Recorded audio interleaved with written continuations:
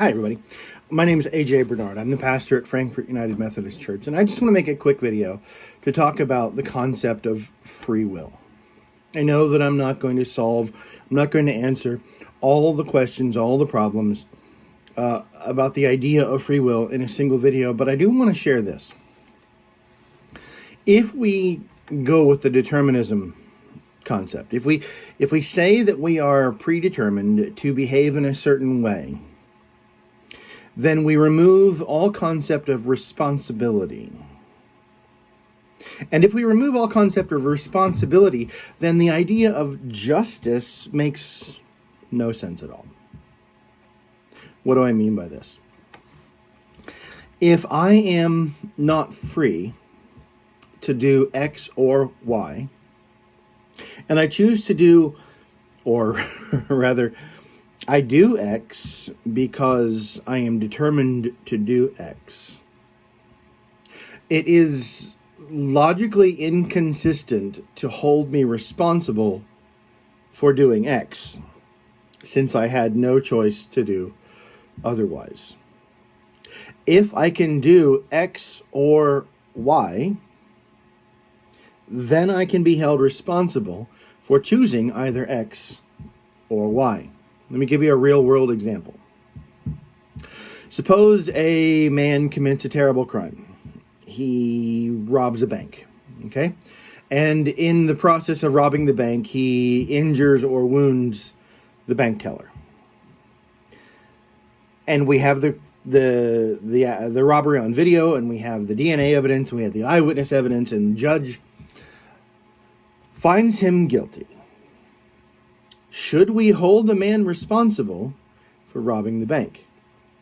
If you say yes, he as a criminal should be punished for robbing the bank and injuring the teller, then you agree with me that we are responsible for our own actions.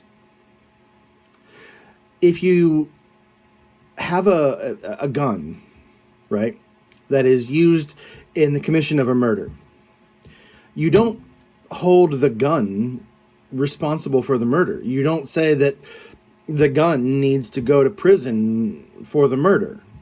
The gun is a thing. It does what it is destined or determined to do. If you pull the trigger with a live cartridge in the chamber, the gun will fire. If it does not fire, in fact, we say that it is broken or it is defective. The gun only does what it is supposed to do. If you hold with determinism, if you hold that we do not have free will, then we are no more responsible for the murders we commit than the gun is.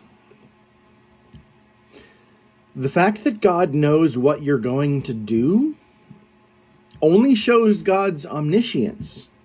It doesn't mean that his pre-knowing or his omniscience causes you to do X or Y. You still have a choice to do X or Y, but God knows what you're going to do because he is God.